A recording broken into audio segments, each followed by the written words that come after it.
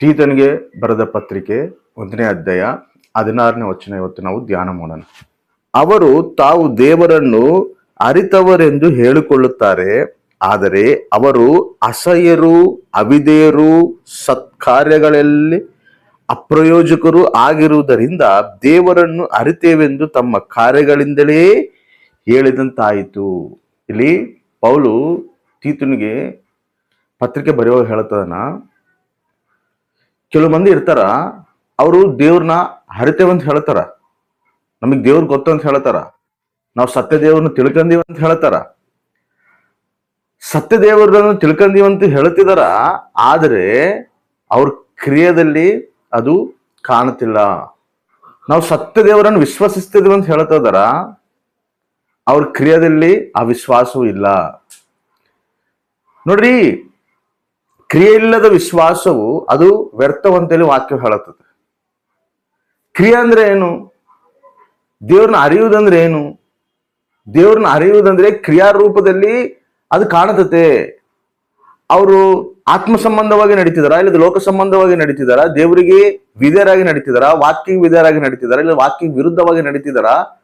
ಆ ಕ್ರಿಯೆಗಳು ನೋಡಿದ್ರೇನೆ ನಮ್ಗೆ ಅರ್ಥ ಆಗ್ತದೆ ಅವರು ದೇವ್ರನ್ನ ತಿಳ್ಕೊಂಡರೋ ಇಲ್ಲ.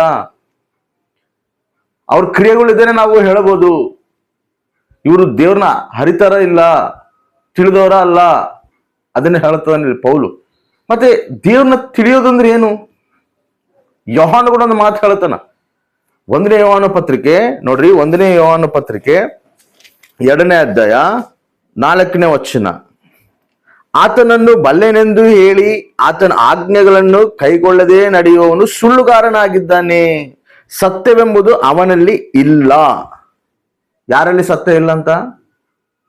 ದೇವ್ರನ್ನ ಅರಿತವಂತ ಹೇಳ್ತಾರಂತ, ದೇವ್ರ ಆಜ್ಞೆಗಳ ಪ್ರಕಾರ ಅವ್ರು ನಡೆದಿಲ್ಲ ಅಂತ. ಯಾರು ದೇವ್ರ ಆಜ್ಞೆಗಳ ಪ್ರಕಾರ ನಡೆದಿಲ್ಲನೋ, ದೇವ್ರ ವಾಕ್ಯಾನುಸಾರವಾಗಿ ಅವ್ರು ಜೀವಿಸೋದಿಲ್ಲೋ, ಅವರು ದೇವ್ರನ್ನ ಅರಿತೇವಂತೇಳಿ ಸುಳ್ಳು ಹೇಳ್ತಾರ, ಅವರಲ್ಲಿ ಸತ್ಯ ಇಲ್ಲ. ಯಾಕೋಬು ಕೂಡ ಒಂದು ಮಾತು ಹೇಳ್ತಾನ, ದೇವ್ರನ್ನ ಅರಿತೇವಂತ ನೀವು ಹೇಳ್ತಿದ್ರಿ, ದೆವ್ವಗಳು ಕೂಡ ದೇವ್ರನ್ನ ತಿಳ್ಕೊಂಡವಂತ ಹೇಳ್ತಾನ. ಸತ್ಯ ದೇವ್ರು ಯಾರಂತೇಳಿ ದೆವ್ವಗಳು ಕೂಡ ಗೊತ್ತು. ಯೇಸು ಸ್ವಾಮಿನೇ ನಿಜವಾದ ದೇವ್ರಂತೇಳಿ ದೆವ್ವಗಳು ಕೂಡ ಗೊತ್ತು. ಇನ್ನು ನಿಮ್ದೇನ್ ಪ್ರತ್ಯೇಕತೆ ಐತೆ? ನಾವು ಯೇಸು ಸ್ವಾಮಿ ನಿಜವಾದ ದೇವ್ರಂತೇಳಿ ಯೇಸು ಸ್ವಾಮಿ ನಾವು ತಿಳ್ಕೊಂಡ್ಬಿಟ್ಟಿವಿ ಅಂತ ಹೇಳಿ ಹೇಳ್ತಿದ್ರಲ್ಲ, ದೆವ್ವಗಳು ಕೂಡ ಗೊತ್ತು ಯೇಸು ಸ್ವಾಮಿ ದೇವ್ರಂತೇಳಿ. ನಿಮಗೆ ಇನ್ನ ದೆವ್ವಗಳಿಗೆ ಏನು ವ್ಯತ್ಯಾಸ ಅನ್ನೋ ರೀತಿ ನಾನು ಹೇಳ್ತದನ.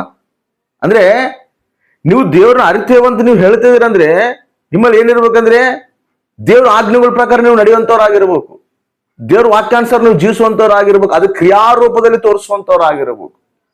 ಅವರೇ ದೇವ್ರನ್ನ ಅರಿತವರು, ಅವರೇ ದೇವ್ರನ್ನ ತಿಳಿದವರು ಅಂತೇಳಿ ವಾಕ್ಯ ಹೇಳುತ್ತದೆ.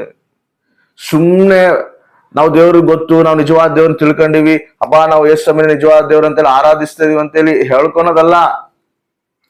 ಆತನ ಆಜ್ಞೆಗಳ ಪ್ರಕಾರ ನಡಿಬೇಕು, ಆತಗೆ ಸನ್ನಿಹಿತರಾಗಿ ಜೀವಿಸ್ಬೇಕು, ಆತಗೆ ಹತ್ರವಾಗಿ ಜೀವಿಸ್ಬೇಕು, ತನಗೆ ಸನ್ನಿಹಿತವಾಗಿ ನಾವು ಪ್ರಯಾಣ ಮಾಡಬೇಕು, ದೇವ್ರನ್ನ ಪ್ರೀತಿ ಮಾಡಬೇಕು, ದೇವರು ಆಜ್ಞೆಗಳನ್ನ ಪ್ರೀತಿ ಮಾಡಬೇಕು, ದೇವ್ರ ವಾಕ್ಯನ ಪ್ರೀತಿ ಮಾಡಬೇಕು. ಈ ರೀತಿ ದೇವರಿಗೆ ನಾವು ಸನ್ನಿಹಿತರಾಗಿ ಆತನ ಆಜ್ಞೆಗಳ ಪ್ರಕಾರ ನಾವು ನಡೆದಾಗ ದೇವ್ರು ನಾವು ತಿಳಿದವ್ರು ಅಂತೇಳಿ ವಾಕ್ಯ ಹೇಳುತ್ತದೆ. ಇಲ್ಲಾಂದ್ರೆ ನೀನು ಸುಳ್ಳುಗಾರನು, ನಿನ್ನಲ್ಲಿ ಸತ್ಯ ಇಲ್ಲ ಅಂತೇಳಿ ಕೂಡ ವಾಕ್ಯ ಹೇಳುತ್ತದೆ. ಮತ್ತೆ ನಾವ್ ಹೆಂಗ್ ಜೀವಿಸ್ತಿದ್ವಿ? ಸುಮ್ಮನೆ ಹೇಳ್ಕೊಂತ ದೇವ್ರೇ ಯೇಸು ನಿಜವಾದ ದೇವ್ರು, ಯೇಸು ನಿಜವಾದ ದೇವ್ರು, ಆ ದೇವ್ರು ನಾವು ತಿಳ್ಕೊಂಡು ನಿನ್ನ ಕುಟುಂಬ ತಿಳ್ಕೊಂಡ ಅಂತ ಹೇಳ್ಕಂತಿದ್ದೀರಾ? ಅಷ್ಟೇನಾ? ಮಾತಿನಲ್ಲೇ ಆಯ್ತಾ? ಹಂಗಂದ್ರೆ ದವಗಳು ಕೂಡ ತಿಳಿದವ ಅಂತ ಹೇಳ್ತದ ವಾಕ್ಯ. ಇನ್ನು ದವಗಳಿಗೆ ನಿಮ್ಗೆ ಏನು ವ್ಯತ್ಯಾಸ ಅಂತ ಹೇಳಿ ಯಾಕೋ ಹೇಳತ್ತದ. ಅಂದ್ರೆ ಮತ್ತೆ ಹೆಂಗ್ ತಿಳ್ಕೊಬೇಕಪ್ಪ ಯೇಸು ಸ್ವಾಮಿನ? ಹೆಂಗ ನಾವು ಅರಿತವ್ರು ಅಂತೇಳಿ ನಾವು ಬೈಬಲ್ ನಮ್ಮನ್ನ ಪರಿಗಣಿಸ್ತದೆ ಅಂತ ಹೇಳಿದ್ರೆ, ನಾವು ಆತನ ಆಜ್ಞೆಗಳ ಪ್ರಕಾರ ನಡೆದಾಗ ನಾವು ಆತನ ತಿಳಿದವ್ರು ಅಂತೇಳಿ ವಾಕ್ಯ ಹೇಳುತ್ತದೆ. ಮತ್ತೆ ನಾವು ಆತನ ಆಜ್ಞೆಗಳ ಪ್ರಕಾರ ನಡೆಯುವಂತವ್ರಾಗಿದೀವ, ಇಲ್ಲ ಬರೇ ಮಾತಿನವರಂತವ್ರಾಗಿದೀವ? ನೋಡಿ, ಕ್ರೈಸ್ತವರಂದ್ರೇನೆ ಆ ದೇವರ ಪ್ರೀತಿ, ಆ ದೇವರ ಆ ಒಂದು ವಿಧೇಯತೆ, ಆ ದೇವರ ಆ ಒಂದು ಸ್ವಭಾವವು ನಮ್ಮಲ್ಲಿ ಕಾಣಬೇಕು. ಕ್ರಿಸ್ತು ನಮ್ಮಲ್ಲಿ ಕಾಣಬೇಕು. ಅವನೇ ನಿಜವಾದ ದೇವ್ರನ್ನ ಅರಿತವನು.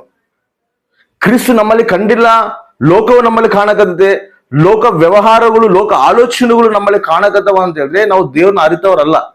ದೇವ್ರನ್ನ ಯಾರು ಅರಿತವ್ರಂದ್ರೆ ಕ್ರಿಸ್ತಗ ವಿಧೇಯನಾಗಿ, ಆಜ್ಞೆಗಳು, ದೇವರ ಆಜ್ಞೆಗಳು ವಿಧೇಯನಾಗಿ, ಪರಸಂಬಂಧವಾದ ಆಲೋಚನೆ ಪ್ರಕಾರ ದೈವಿಕ ಸಂಬಂಧವಾದ ಆಲೋಚನೆಗಳ ಪ್ರಕಾರ ತನ್ನ ಚಿತ್ತವೇನ ಗ್ರಹಿಸಿ ತನ್ನ ಚಿತ್ತಾನುಸಾರ ಯಾರು ಜೀವಿಸ್ತಾರೋ, ತನ್ನ ಆಜ್ಞೆಗಳ ಪ್ರಕಾರ ಯಾರು ಜೀವಿಸ್ತಾರೋ ಅವರೇ ದೇವ್ರನ್ನ ಅರಿತವರು ಅಂತೇಳಿ ವಾಕ್ಯ ಹೇಳುತ್ತದೆ. ನಮ್ಮನ್ನು ಪರೀಕ್ಷಿಸ್ಕೊಂಡು ಹೆಂಗ್ ನಾವು ಜೀವಿಸ್ತಿದೀವಿ. ಸುಮ್ಮನೆ ಮಾತು ಹೇಳುವಂತವ್ರಾಗಿದೀವ, ಇಲ್ಲ ಅದು ನಾವು ಕ್ರಿಯಾರೂಪದಲ್ಲಿ ಜೀವಿಸುವಂತವ್ರಾಗಿದ್ದೀವ. ಕ್ರಿಯಾರೂಪದಲ್ಲಿ ನಾವು ಜೀವಿಸ್ತಾ ಇಲ್ಲ ಅಂತೇಳಿ ನಮ್ಮ ಮನಸಾಕ್ಷಿ ನಮಗೆ ಗದ್ದಿಸ್ರೆ ಪ್ರಾರ್ಥನೆ ಮಾಡ್ಕೊಳ್ಳೋಣ. ಅಯ್ಯ, ನಾನು ಕ್ರಿಯಾರೂಪದಲ್ಲಿ ಜೀವಿಸ್ಬೇಕು. ನಾನು ಬರೇ ಸ್ವಾಮಿ ನಂಬಿನಿ, ಸತದೇವ್ ನಾನು ತಿಳ್ಕೊಂಡಿನಿ ಅಂತ ಹೇಳ್ಕೊಳೋದೇ ಅಲ್ಲ, ಅದನ್ನ ಆಜ್ಞೆಗಳ ಪ್ರಕಾರ, ನಿನ್ನ ಆಜ್ಞೆಗಳ ಪ್ರಕಾರ ನಾನು ಜೀವಿಸುವಂತವಳಾಗಿರ್ಬೇಕು. ಅದು ನನ್ನ ಪ್ರಜೆಗಳಿಗೆ ತೋರಿಸ್ಬೇಕು, ಕ್ರಿಸ್ತು ನನ್ನಲ್ಲಿ ತೋರಿಸ್ಬೇಕು. ಆ ರೀತಿ ನಾನು ಜೀವಿಸಿ ನಿನಗೆ ಸಾಕ್ಷಿಯಾಗಿ ನಾನು ಪ್ರಕಾಶಿಸಬೇಕು ತಂದೆ ಅಂತೇಳಿ ಪ್ರಾರ್ಥನೆ ಮಾಡ್ಕೊಳೋದಾದ್ರೆ ಖಚಿತವಾಗಿ ದೇವರ ಪ್ರಾರ್ಥನೆ ಅಂಗೀಕರಿಸ್ತಾನೆ. ಪಶ್ಚಾತ್ತಾಪ ಪಡುವಂತ ಹೃದಯನ ದೇವರು ಕನಿಕರಿಸ್ತಾನೆ.